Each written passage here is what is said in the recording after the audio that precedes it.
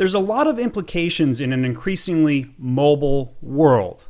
Amazon has increasingly become mobile first. So today we talked to Wes Pomeroy, who's the Director of Digital Merchandising at Verizon Wireless. You heard that right. We landed an interview with the director at Verizon Wireless. This is the My Amazon Guy podcast. I'm your host, Stephen Pope, founder of the agency My Amazon Guy. Tune in each week to learn how to grow your Amazon sales. Wes, thanks for joining the My Amazon Guy show. Thanks for having me. Well, Wes and I used to work together at Moxie Interactive, and we actually spearheaded improving conversion rates on mobile devices back then. In fact, Wes, you used to be my boss, so it's good to connect with you. Likewise, man. It's been a while, but it's great to talk to you again. So just to walk people through some of your e-com and mobile experience, can you tell us about your background? And feel free to give some historical before we talk Verizon. Oh, okay, sure. So I think the first time it really started to be something on my radar, I was at a couple companies ago. I was at a company called ArtNet. That is, it's niche, but it is like the premier business and content platform for the art industry. And it was really around the time where the numbers were starting to shift with more and more people using mobile, and our desktop numbers were coming down.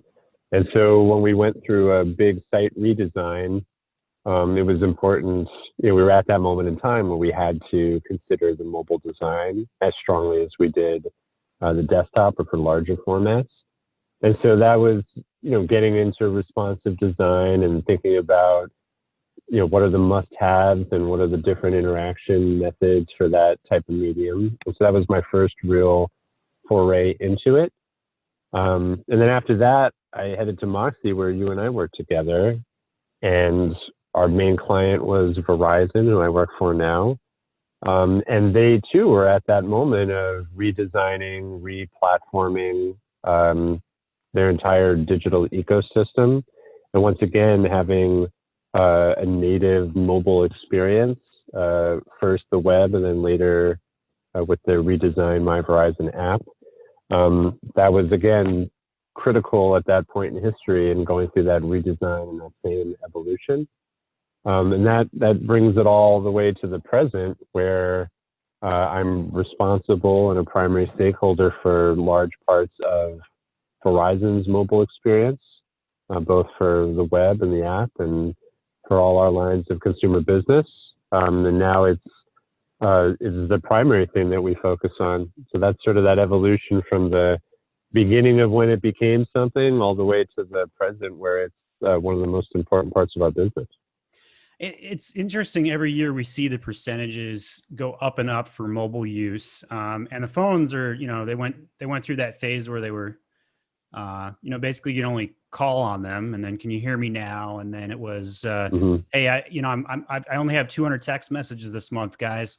So we've come a long way, and then the percentages these years is just how much shopping is done on mobile. So that's kind of our main focal point in our conversations today is, this mobile shopping experience, especially as it relates to Amazon, because more and more people are clicking that buy now button directly in their mobile phones. So you've seen a long history on this. So walk me through your take on a short history of how mobile's changed in the last 15 years from your perspective. Right on. So at first, it really wasn't anything people concerned themselves with. If you remember, like when you first got your smartphone and you would go to a website, you would see this tiny shrunken version of that desktop website and have to zoom in and pinch, and it really wasn't a going thing. And even when they started to have apps on smartphones, you really weren't seeing a lot of apps related to business or commerce. It was much more utilities or games or things of that nature. And so from that sort of early point of really nothing, being able to access mobile, access things on your mobile device, but not have a mobile experience, Then you started to see people moving into a mobile website and responsive design. In fact, even before responsive design, you'd often see people creating a separate mobile website on a completely different code base, completely different experience, which really quickly became unmanageable and unscalable. That's a really big point I think you're making here. So yeah, for those listening in, just take this into account, like doubling your entire site infrastructure just for mobile. yeah. Right? Like, and imagine this at the enterprise level. Like, this is what every large company used to do. Keep going. I just wanted to emphasize that point because I thought it was really big.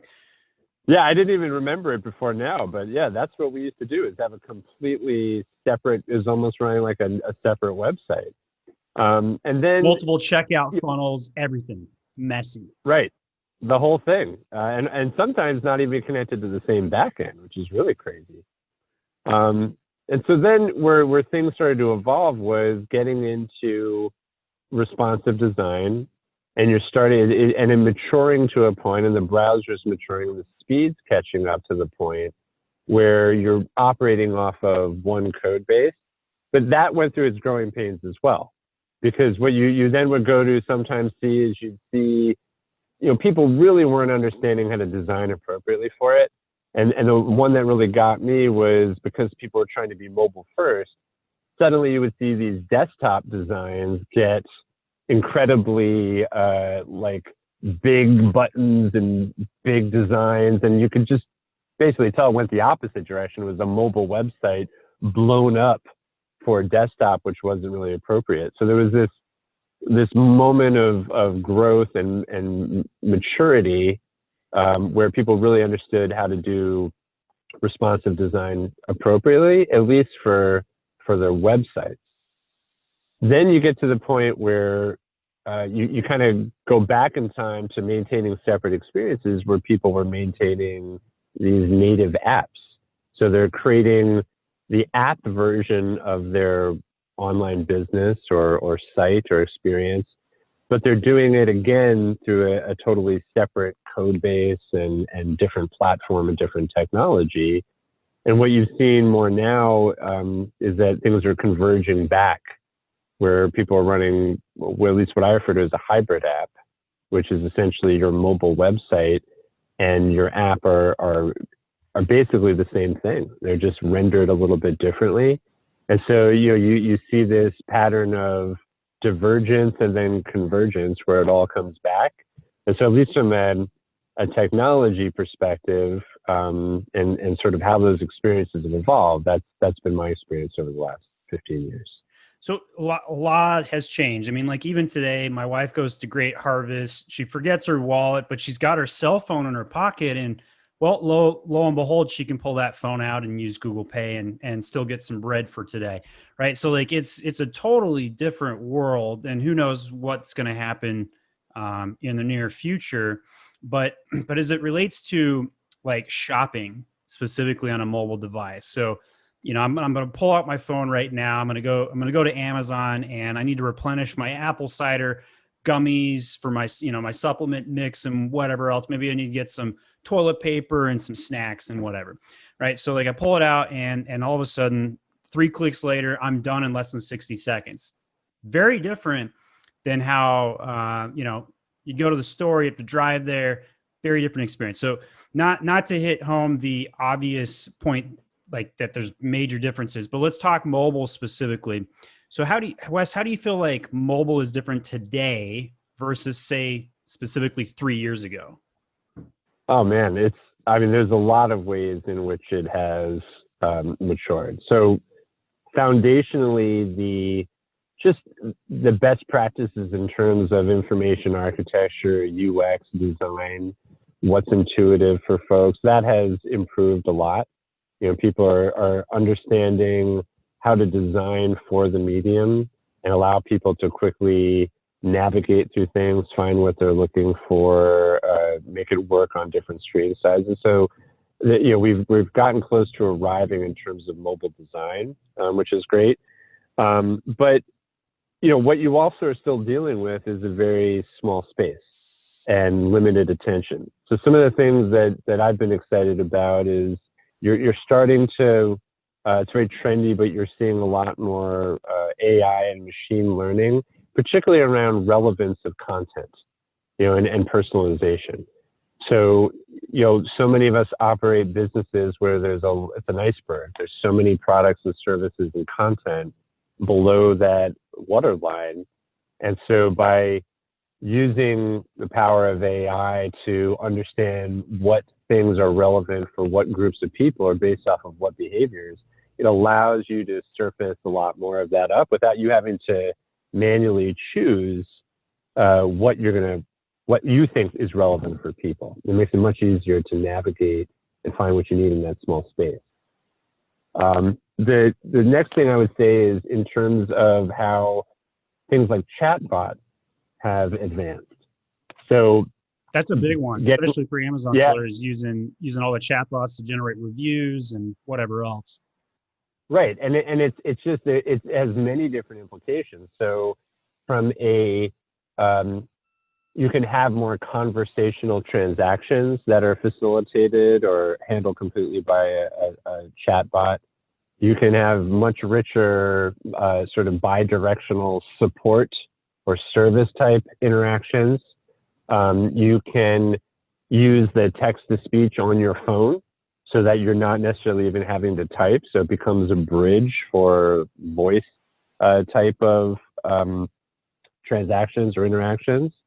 It also, just from a logistics and operational perspective, what you'll see is sometimes the chat bot starts the conversation and then hands it off to a human when it hits its limits or people reach the limits of their patience. So that's another, I think, innovation that has come a long way within apps. You see the use of things like Face ID and fingerprint ID as ways to more short circuit some of the tedious friction points of login and passwords and security and things of that nature. Not only within the app itself, but then the next big thing is it's becoming more of sort of the omni-channel remote control. So no longer is it a purely isolated experience. It becomes part of a connected experience, whether you're operating solely on your mobile device or you're talking to someone on the phone or you're going into a store. So we do a lot at Verizon of things like you'll be talking with our customer service. We're going to send you a text message for authentication, or we're going to be aware of things you were already doing in your mobile space so we can pick up where you left off. Or when you go into one of our stores, particularly with the pandemic situation, we're going to make things easier and faster and safer for you by you being able to do things you need to do on your device, which is cutting down on some of your time. It's cutting down on paperwork, it's cutting down on things you have to lay your hands on. So the sort of using it as the omni-channel remote control, things like be able to take photos of your credit card to save you having to put in payment processing, things like two-factor authentication, which I encourage everyone to have on everything, as a much more way of managing your security and privacy. That's been a big topic of late. I mean, like there's freaking OTP on literally everything now. Came out of nowhere in the last 60 days. I feel like every single app and website has added it recently. Yeah, and I was always like, I'm never going to do this. What a pain in the butt. Until we had our home router hacked and our credit card, being used. I had to replace our credit card 3 or 4 times. And I run a pretty tight, security shop. But they had the router of the house because the firmware was outdated and everything was compromised. And so even then, with two-factor authentication, you're good to go. And I would say even, as we look towards the future, you think about things like augmented reality. And so be able to use your phone to visualize products in a different way, which particularly, and again, and under our current, global health climate is more relevant. And I'd be remiss if I didn't, working at Verizon, talk about what the future of 5G might look like for us. And once we have that intense speed blanketing everything, that's going to introduce completely new like paradigms and opportunities of what can be done. So I don't see that evolution and that innovation stopping anytime soon. So speaking of augmented reality, Wes, are you still playing Ingress or Pokemon Go? I am not. I was a proud Ingress and Pokemon Go player. I will return to Pokemon Go again. It's just with the being sort of quarantined and locked down in the house. I have reconnected with my deep PlayStation roots. But I will live to play again with augmented reality for sure. Spoken like a true introvert, could play video games all day long without leaving the house. That's me too. So yeah, it's great. You're an introvert when there's a global pandemic and your life has hardly changed. Yeah, so. yeah. Running an agency from the basement of my house, and it's actually a nice basement. It's fully furnished and everything. But nonetheless, I don't have a reason to leave. It's just nice. Right. Yep. So we actually made the choice to go remote well over a year ago as we kind of scaled up, and now we're 30 employees. It's been crazy. Wow, 30? I talked to you last, which almost feels like it's within the year. It almost sounds like it's doubled, man. We doubled this year. That's true. So wow, congratulations. That's great. Yeah, it's Amazon sales have just gone through the roof. Everybody and their dogs is now trying to sell on the platform because they don't have alternatives. The brick and mortar retail space, not a lot to do there right now. That makes perfect sense. It's nice to be in a growing sector. I'll put it that way. Having been a television reporter before my ecom career, that was a dying sector, and it makes me cringe to know like what reporters go through today in this day and age and everything else they're dealing with. But anyway, so let's go back to online selling. Do you think it's getting harder or easier, and why? And feel free to tell me why it's passive income, Wes, because I know you've got some humor to pepper in here. Yeah, well, I've got a good movie anecdote for it. So there's one of my favorite movies is called The Professional, with Jean Reno and an early, maybe one of the first appearances by Natalie Portman. It's called The Professional, United States, Lyon, so internationally. 1994 film. This was a good one. Yes, one of my favorites. A heavy, dark film, but also has Gary Oldman. It's fantastic. So there's a point where their neighbors, Jean Reno and Natalie Portman, she's out in the hallway when he gets home of their apartment building. She's upset about something, had an incident with her family. And she says to him, is life always this difficult, or only when you're a kid? And after a deep moment, he says, always like this. And so the answer to the question is it's always been hard. It continues to be hard, and there's a good reason for it. Still the default, from hundreds, if not thousands of years of human history is in-person interaction. And what's happening when you're dealing in a face-to-face environment or even on the phone, the burden of the transaction, of the interaction, is on the other human being who's assisting you or selling things to you. So all of the complexity is handled by them. All of the questions that you ask, the relevance of what you get back from that human being is super strong. And so there's still a pretty big gap between that heavily assisted, very responsive, very relevant experience with a human being, which also for businesses is the most expensive, and a digital interaction, which is largely self-serve. And so everything from finding out what people's intent is, providing them relevant sort of content and answers, helping reduce complexity for them and what they're doing, saving them time, making it easy for them. We still have a large way to go to bridge those gaps. And some of the things that we talked about in terms of AI and of personalization and of good user experience, and things like chatbots and stuff help bridge those gaps. But we still have a ways to go in which, someone like my dad, is going to feel as comfortable interacting digitally as he would face to face. So I think it's always been difficult, it remains difficult. It will be for quite some time until we close those gaps more. Do you think mobile's complicating it?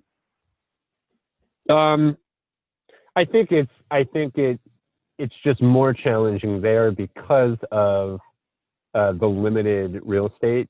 I mean, no matter how big you make the phone, you're dealing with a small amount of space in which you're trying to accomplish a lot.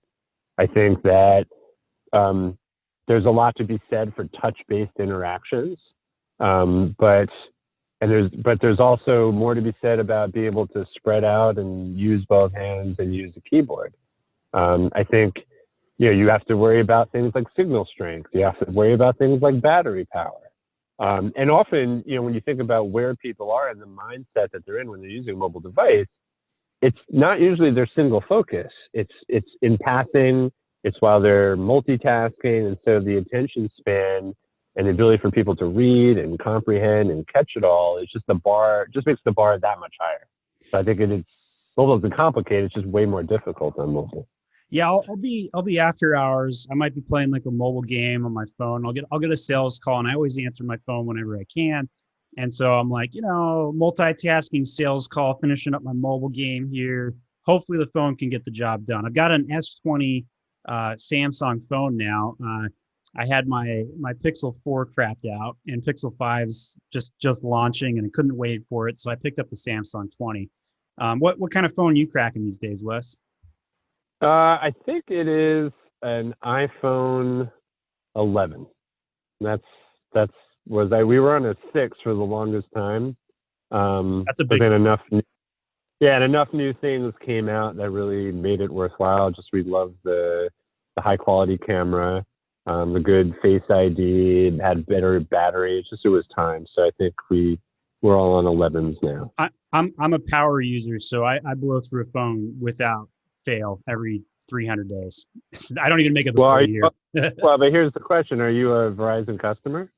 I am, but I pay cash for my phones. But what? Oh well, that's the whole other conversation. Well, we're happy that as long as you're getting your service from us, then that's great. Sounds good. Yeah, I've been on Verizon Wireless probably since the first day and age, like way back when they were doing the "Can you hear me now" commercials, and even before then. So how long does that make it? Almost 20 years. I think I've been on Verizon almost 20 years. Me too. So, well, we greatly appreciate your business. I mean that from the heart. All right. So let's talk Amazon detail pages. So this is my opinion. I think Amazon's detail pages are getting clunkier by the day. They're adding more ad spots. They're doing the opposite of typical e-commerce best practices, which is simplify. Show me where to go next. So it's like a jungle on mobile. It gets even worse on mobile, right? So what are your professional thoughts on this? Well, so my first one, I hope it doesn't disappoint you, is I, as a policy, avoid commenting on other people's user experiences. Because I will answer you somewhat, but it's because I've walked those shoes, right? I'm responsible for managing a number of digital experiences, and there's a lot of challenges, right? Everything from competing interests to technical debt, operational debt, competing priorities, politics. There's a lot that goes into why you see what's on the screen, and I'm not in a position to judge other people. But I will say when you deal with things like product detail pages, I'm familiar with some of those challenges. So there's so much that you need to deal with, right? There's and everything, especially at Verizon, right? So like you're selling a tech product, you're selling a subscription model, you're selling accessories, all of that going into one spot. Very different business models all morphed together. Sorry, I didn't mean to interrupt, but I think your complexities are probably arguably even higher than most.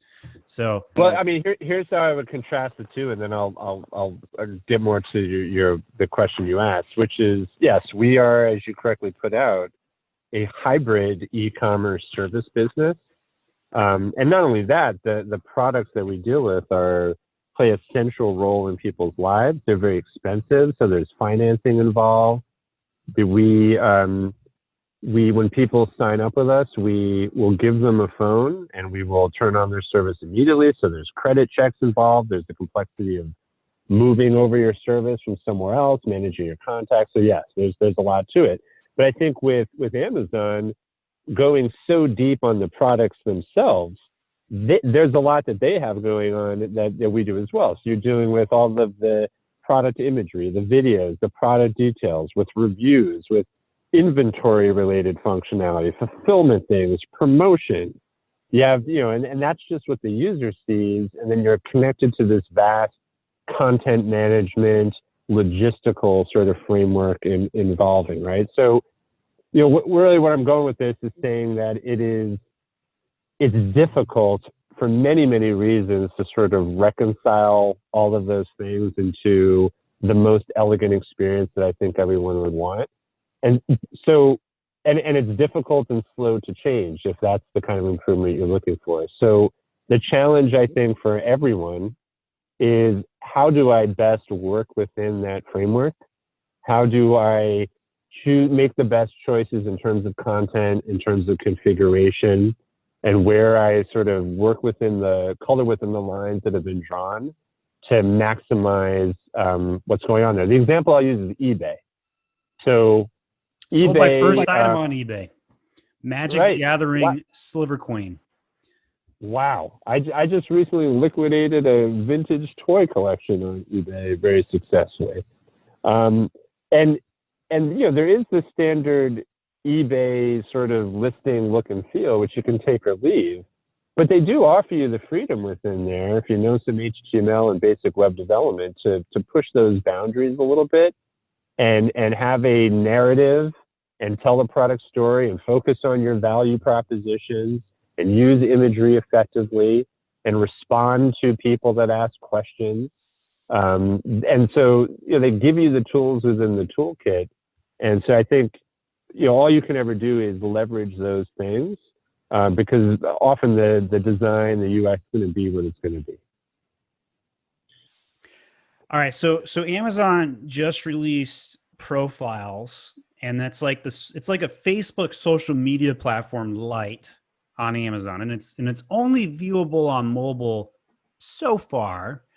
I think they're going to roll it out to desktop at some point, but from a mobile perspective, how do you think Amazon can play in this field successfully? So it's something that's relatively new to me. In fact, I just checked it out in the past week or so. Since you mentioned we might talk about it, but from what I can tell, and you tell me, it seems like it provides the ability for sellers to personalize like who they are a little bit more, to tell more about their story, who they are, what their values are. It's their kind of canvas to add a human dimension to their storefront. Is that accurate? It could be. That could be where it's heading. I'd say it's a little bit more commoditized still, in the sense that you can basically do three things on Amazon Social, and that is you post a picture of an item, you attach it to an ASIN, and you write a headline. That's all you can do at the moment.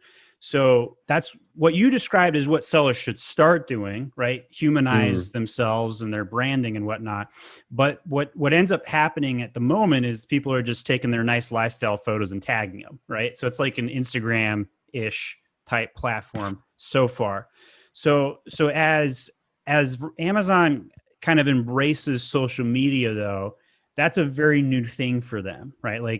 Like Amazon is in literally everything. They're even potentially going to get into electric cars, for crying out loud, right? But they've got Twitch for video streaming. They've got Amazon Music. They've got their cloud services, and they're a marketplace. They've got all these things, and now they're adding in that one extra layer.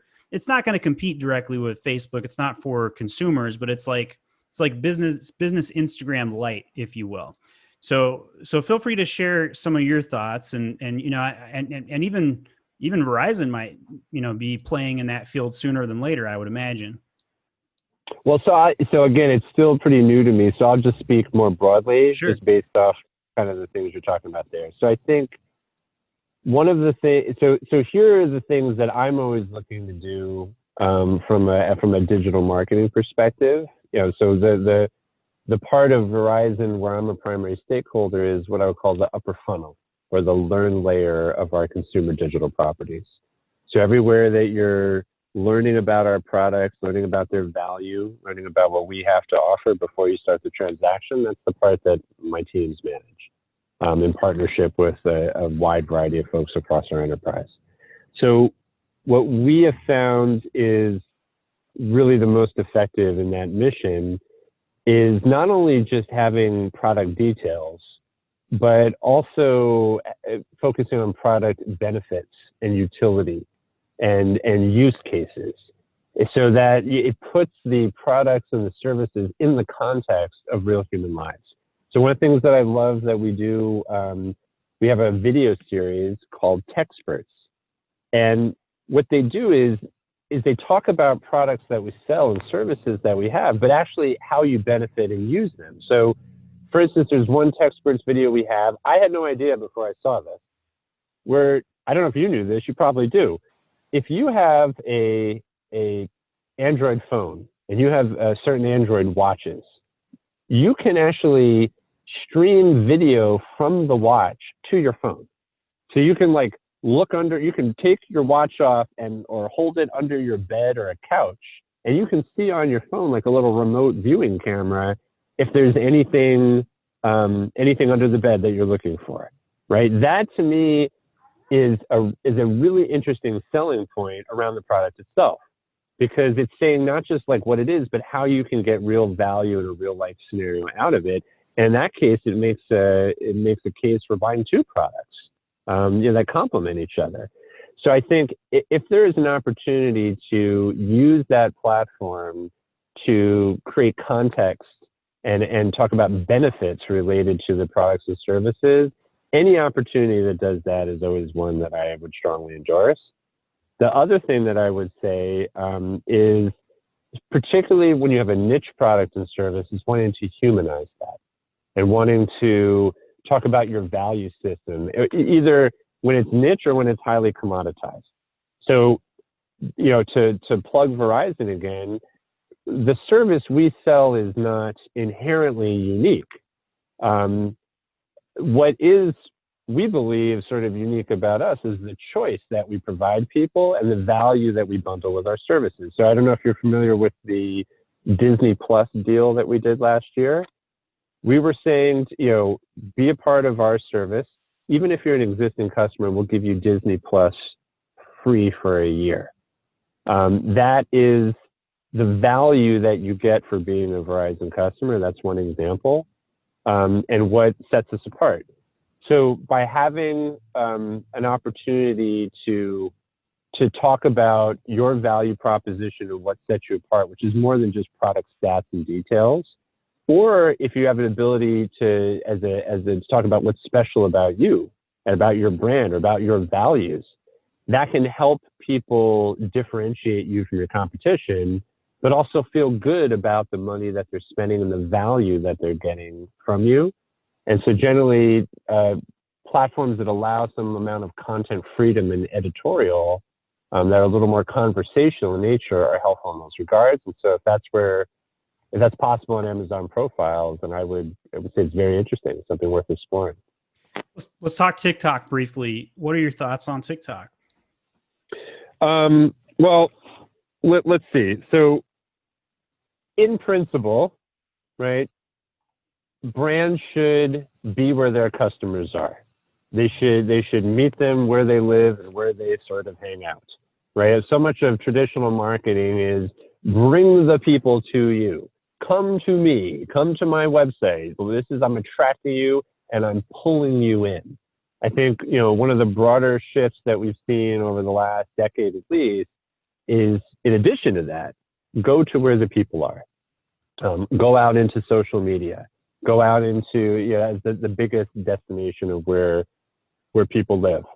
So in the sense that TikTok is a venue where your customers congregate, as long as the products or services or the conversations you have are relevant for the audience that's there, and the venue, then I would say everyone should explore being in those venues.